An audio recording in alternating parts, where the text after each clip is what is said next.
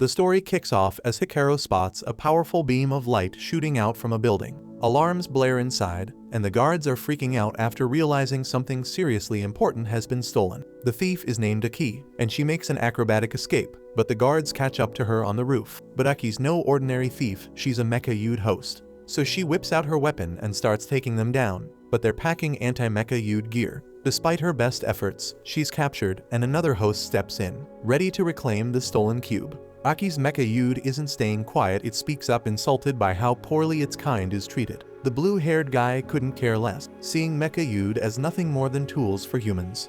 He retrieves the cube and taunts Aki, but she's not done yet. With some tricks up her sleeve, she breaks free, and an epic battle ensues. The guy demands she be captured, but Aki is too quick and agile. In the chaos, she knocks the cube loose, breaking its container. Then a massive surge of power erupts from it, the same light Hikaru saw earlier. As the energy flares, Hikaru feels something strange, like a voice calling out for help. The next day, Hikaru heads to school, still shaken by what he saw.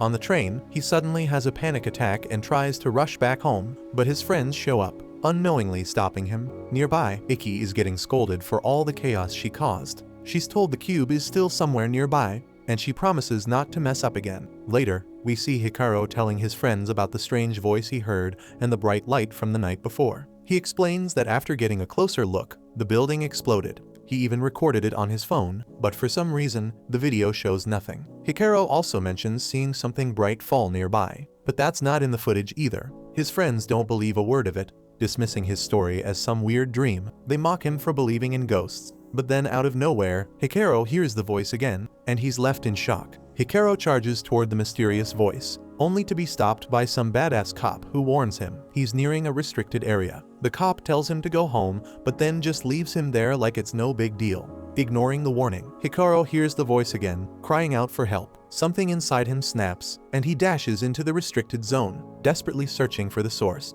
His frantic search leads him to a glowing cube, the voice coming from within it asking for help again. Hikaru is now shocked but curious, so he ends up touching the cube anyway. The cube suddenly shoots straight up into the sky, and now Hikaru is in a state of extreme panic when he sees it come back down, but before it touches him, it unleashes a massive burst of power. The light is blinding, so intense that even Aki wherever she is notices it. Hikaru, however, has bigger problem. A giant arm suddenly sprouts out of his back, and the arm is celebrating its freedom. Even weirder, Hikaru can't feel the arm at all. Then, while he's still trying to figure out where the voice is coming from, the arm casually reveals itself. It thanks Hikaru for saving it and asks for his name, but Hikaru, understandably losing his mind, has no idea what's going on. But the arm tries to be polite and introduces itself first, only to realize it's forgotten its own name. Hikaru, in full panic mode, tries to shake it off, but the arm is stuck to his hoodie like some clingy pet. Then, before Hikaru can even process this madness, a drone shows up and declares that its target has been found. Hikaru, thinking it's just some delivery drone, ignores it in his attempt to ditch the arm. But surprisingly, this is not an Amazon package, it's a weapon of mass destruction, and now Hikaru has to run for his life. As he runs, Hikaru yells at the arm to leave him the hell alone and go hang out with its drone buddy, but the arm insists that Hikaru is its only friend now. In the chaos, Hikaru trips, and the arm accidentally yanks his pants off. Pantsless and panicking, Hikaru still manages to use the arm to fend off the drone and stop it from slicing him in half. The arm points out with perfect timing that now is really not the time for laughing. Then, to make matters worse, several more Terminator-style drones appear, so the arm, trying to keep Hikaru calm, tells him not to worry because they just need to work together to escape. Elsewhere, a group gets word that the trigger arm has been located. One guy's pumped to have it back, but the rest of them are losing their mind, furious that it's made contact with some random human. They're not sure who the kid is, but they figure he's just some civilian. The president of the group leaves the whole mess to the angry white rooster of a guy, who immediately orders a perimeter around the area, and his top priority is to capture the trigger arm, and he doesn't give a damn what happens to the kid. Meanwhile, Hikaru manages to hide for a moment, and the arm compliments him on being a pretty fast runner. Hikaru, still freaked out, demands to know what the arm even is, but it has no clue, not even its own name. The only thing it's sure of is that Hikaru's a stand-up guy. The arm goes on to explain that without something called arbitrium, it can't move freely, so Hikaru's confused, wondering what this arbitrium thing is, but the arm's all over the place and just asks for Hikaru's name. Hikaru, still not interested in chit-chat, walks off, pointing out that the arm seems to work just fine for escaping on its own. The arm concernedly warns that they might still be in danger, worried about Hikaru's safety. But Hikaru's not having it. He blames the arm for all the trouble and says he'd be safer if he got far away from it. The further Hikaru gets though, the more the arm starts to weaken, practically begging him not to leave it behind. Hikaru hesitates and rushes back to help, but the arm recovers just as quickly, so Hikaru tries to leave again. This back and forth goes on a few times, and it becomes painfully obvious that Hikaru has to stick close or the arm will lose its energy completely. Realizing he's got no other choice, Hikaru reluctantly throws his hoodie back on, with the arm still attached. Just then, the drones show up again, but this time, Hikaru snaps and demands that the arm do something useful. The arm doesn't hesitate, it grabs Hikaru and drags him off. Meanwhile, the blue-haired guy up top figures the drones are enough to handle this civilian, as he has to focus on Aki, who's lurking nearby. Aki is down below, but surprisingly she's so terrible with directions, so the voice in her ear is trying to guide her, telling her to go the other way, but instead of taking the long way around, Aki's arms contemplate smashing through the building, but she decides to squeeze through an opening instead. Meanwhile, Hikaru is still running for his life, but Aki eventually tracks him down, and she unleashes her arms to take the drones down with ease.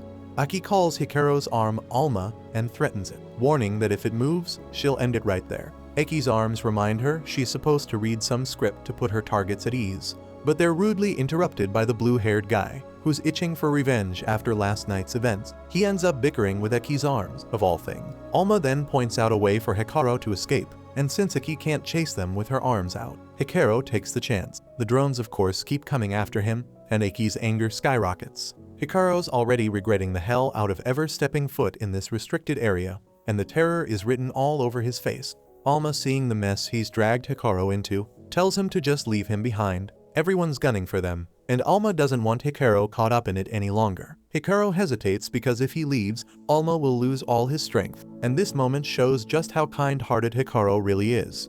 Alma's resolve strengthens, and he reminds that he never wants to see good people get hurt, so he tells Hikaru to forget everything and run as fast as he can. Just then, Aki obliterates the blue-haired guy, and she's had it with Alma's constant running. Alma cornered surrenders and agrees to do whatever Aki says, as long as she lets Hikaru go. But Hikaru's no longer the same scared kid, so he's done with being a coward, and it also would leave a sour taste in his mouth if he ran away now. Aki, clearly fed up, decides she'll have to destroy both of them. But Alma does something unexpected. He tells Hikaru to step forward, but Hikaru hesitates, confused, so Alma insists this is the only way out. Hikaru takes a deep breath, trusts the arm he just met, and charges forward. And in that moment, Alma undergoes a wild transformation, giving Hikaru the power to land a punch on Aki so hard that all she can do is reach out helplessly as they make their escape. They crawl out of a sewer not long after, and Hikaru finally introduces himself properly this time. Back at the building, some kid collapses in fury, demanding to know who stole his mecha Yude. He's seething, declaring that the trigger arm is his. Meanwhile, Aki's boss is disappointed to hear she let the arm slip away, but he gets it because no one could have predicted a civilian would manage to control Alma. Time's ticking though, and their enemies will be hot on their trail, so he orders Aki back out to retrieve the arm. Later on, Hikaru heads to school, trying to act normal while hiding the fact that he's got a giant, talking arm attached to him. He then thinks he's in the clear until he walks into class, and his heart sinks when he spots Aki, now the newest student in school. Ignoring everyone, the furious Aki drags her seat right next to Hikaru's seat, and introduces herself with a cold, angry glare, and that shit leaves our poor boy completely speechless. Then, as Hikaru tries to shrug off Aki's intense death glare, he has no idea that someone else is also keeping an eye on him. Two agents, Wanner and Twos, are watching him from a nearby building. They work for the Kagami Group and have been assigned to recover the trigger arm by any means necessary, including murder. Although Twos isn't thrilled about the idea of killing a kid. Later after class, Hikaru sneaks into the bathroom, hoping to escape Aki. He never imagined she'd actually follow him to school, but today it doesn't seem like she's looking for a fight. Hikaru figures she's trying to avoid making a scene on school ground. Regardless, Alma thinks this is their chance to talk things out. Yesterday's chaos left them no choice but to fight Aki, but thinking back, she did seem somewhat friendly at first, though Hikaru remembers it a bit differently, and his missing favorite pants a proof of that shit day. Still, there aren't many people he can talk to about Alma. His options are limited: go with Aki or head to the police. Hikaru asks Alma what he thinks, but Alma is too busy having fun messing with the toilet paper to really care. However, Aki, who had been eavesdropping from the next stall, cuts in. She tells Hikaru that going to the police is a terrible idea, they'd hand him straight over to Kagami. She then climbs over the stall and tells Hikaru she's here to be his bodyguard. But Hikaru, flustered by how close she is in the boys' restroom, panics and bolts out the door, with Aki chasing after him. Later, after losing Aki, Hikaru is having lunch with his friends, but given how Aki has been relentlessly chasing him lately, his friends are starting to think he might be in a relationship with her or something. Hikaru denies it, but his weak protests aren't exactly convincing, especially when Aki shows up on the roof, looking for him yet again. Hikaru's friends call Aki over, pointing out that he's right there. But in that very moment, Hikaru seems to have disappeared. Somehow he managed to slip away and hide in the blink of an eye. Alma, confused by Hikaru's behavior, wonders why he's dodging Aki when they'd already agreed to try talking to her. But just then, one of Hikaru's classmates shows up on the roof, clearly having searched for Aki all over. She introduces herself as Meru, all smiles, and says it's nice to finally meet Aki.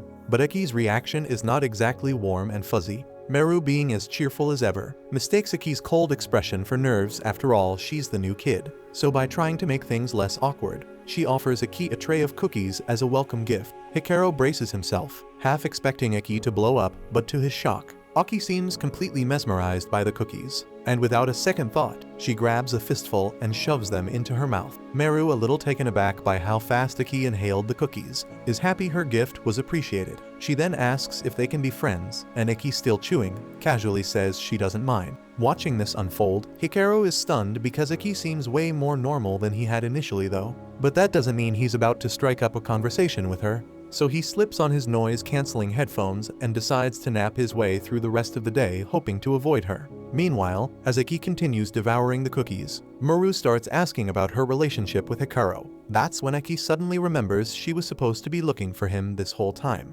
Wanting to be helpful, Meru comes up with a plan to get Aki alone with Hikaru. Later that day, while Hikaru is trying to make a quiet exit from school, Meru appears out of nowhere and hands him a handwritten letter from Aki. Hikaru already knows where this is headed, and as he predicted, Aki wants to meet him. Meru, fully convinced she's playing matchmaker, drags Hikaru to an abandoned part of the school, refusing to let him leave because she's certain Aki is about to confess her love. Frustrated and out of options, Hikaru steps into the classroom where Aki is waiting and immediately starts yelling at her for getting Meru involved in this whole mess. Aki, completely unbothered, denies everything, explaining that this was all Meru's idea. Still, Hikaru points out that she's been following him around all day and demands to know what her deal is. Finally, Aki cuts to the chase, revealing that she's part of an organization called ARMS, and her mission is to watch over Alma as his bodyguard. Alma thinks this is fantastic news. After all, Aki protecting them sounds like a win. But Aki quickly clarifies, saying her job is to protect Alma, not Hikaru. She isn't too concerned with what happens to Hikaru, but since Alma is linked to him, there's not much she can do to separate them. As part of her mission, she's supposed to bring both of them back to headquarters. She assures Hikaru that nothing will happen to him as long as he cooperates. And while Alma sees this as great news, Hikaru remains skeptical, because he's still not sure if Aki can be trusted. Alma understands Hikaru's hesitation, but insists that Aki knows something important about him, something they need to find out. Alma is still curious about who he is, and Hikaru feels bad for him, so Hikaru reluctantly agrees to go with Aki, even though he doesn't fully trust her. But before committing though, Hikaru demands to know why Alma loses power whenever he moves too far away from him. After witnessing this firsthand, Aki's mind short-circuits for a moment. In her experience, a mecha Yude fusing to something as simple as a jacket shouldn't be possible, and there's no intel on anything like this. She then steps closer to Hikaru, telling him she needs to take him in for testing. But her sudden aggression freaks him out, so Hikaru panickedly asks Alma if there's any way they can get out of this. Alma tries to use the same power they'd unleashed on Aki the day before. There's a massive flash of light, but nothing happens because Alma's still too weak, so that leaves Hikaru with only one option. He grabs Alma and bolts. Running as fast as he can, Hikaru heads for the front door. But just as he's about to escape, Meru steps in his way, blocking the exit, and she tells him he should finish talking to Aki before she lets him leave. Meanwhile, outside the building, Duz and Wanner are keeping a close watch on the entrance, but since there's a schoolgirl standing outside, they can't make a move without blowing their cover. Inside, Hikaru frantically searches for another way out, but all the other exits have been boarded up, so with no options left, it looks like his only choice is to head up. Meanwhile, Aki is desperately trying to track him down, Dex, her right arm, chimes in, saying she should head down the right hall, while Cinny's, her left arm, argues she should go left. But surprisingly, Aki ignores both of them and goes rogue literally. She smashes through the floor, crashing directly on top of Hikaru. Now there's no escape for Hikaru,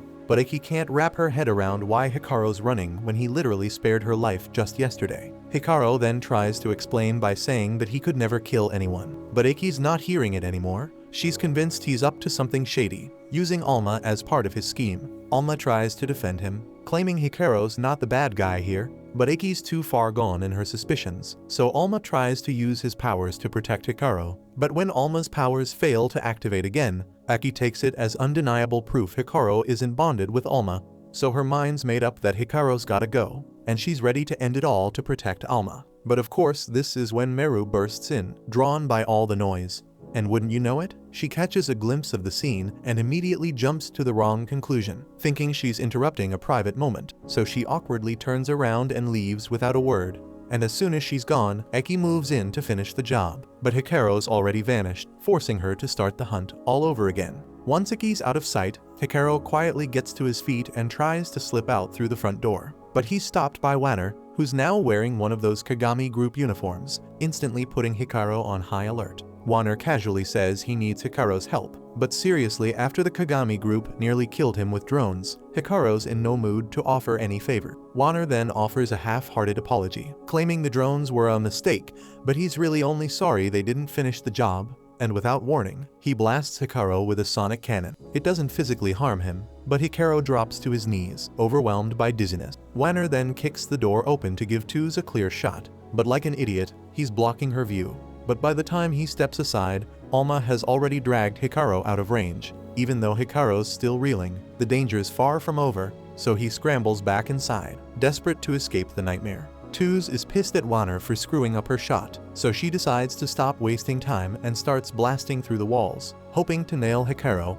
Hikaru is freaking out, sure that she's going to kill him, but Alma has something else on his mind. Even though Wanner's using a mecha Yud, Alma can't sense any consciousness from it, which is seriously weird. Right then, Wanner hits Hikaru with another sonic wave, and Hikaru crashes at the end of the hallway. But just as Tuz takes her shot, Eki swoops in, saving his life at the last second. Not backing down, Wanner fires off another sonic wave, so Eki tries to block it. But just like Hikaru, she gets dizzy and drops to the ground. Wanner is loving every minute of this because he lives for making people suffer. But Eki not going down that easy, so she pushes herself back up, determined to protect Alma, and she begs Hikaru to run while he still can. Hikaru hesitates, not wanting to leave Eki to fight alone, but she begs him to go because they can't let the Kagami group get their hands on Alma. Hikaru finally listens, dashing away while Eki keeps Wanner busy. But of course Wanner's not done. He pulls out a new weapon, and Eki has no idea how to handle it. Meanwhile, as Hikaru races up the stairs, he grows increasingly frustrated with everyone coming after him.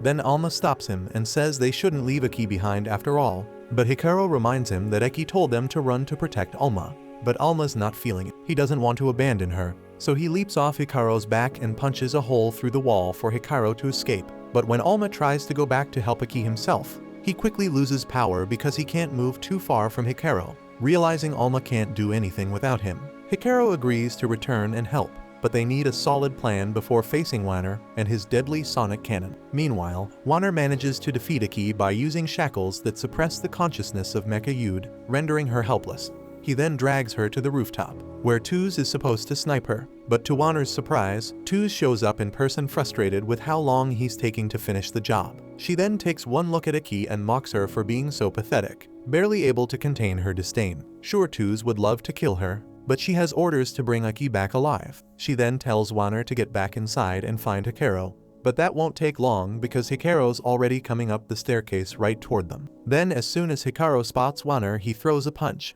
But let's be real, he's no fighter and Wanner easily dodges it. Hikaru may not have fists of fury, but at least he knows Wanner's attacks won't work on him. Wanner decides to blast him anyway, but Hikaru's got noise-canceling earpieces in, making him immune to the sonic wave. His goal was just to buy enough time for Eki to get back in the game, but when he glances at her, he realizes she's been captured, and that throws a wrench in his plan, so by thinking fast, Hikaru comes up with a new one. He then throws Alma at Eki, hoping to get those shackles off her Mecha Yud. But of course Alma starts losing power the second he's too far from Hikaru, so now Hikaru has to sprint closer, and somehow Tuz, who's supposed to be a sniper, completely misses her shot. Alma and Hikaru manage to free Aki, and the moment she's back on her feet, she grabs Tuz, using her as a human shield to charge straight at Wanner. Wanner hesitates because he doesn't want to blast Tuz, but she orders him to fire for the sake of the mission. He follows through, but all he manages to do is knock Tuz out cold. So Aki wastes no time and delivers a knockout blow to Wanner as well. The building is on the verge of collapse after all the damage their fight caused,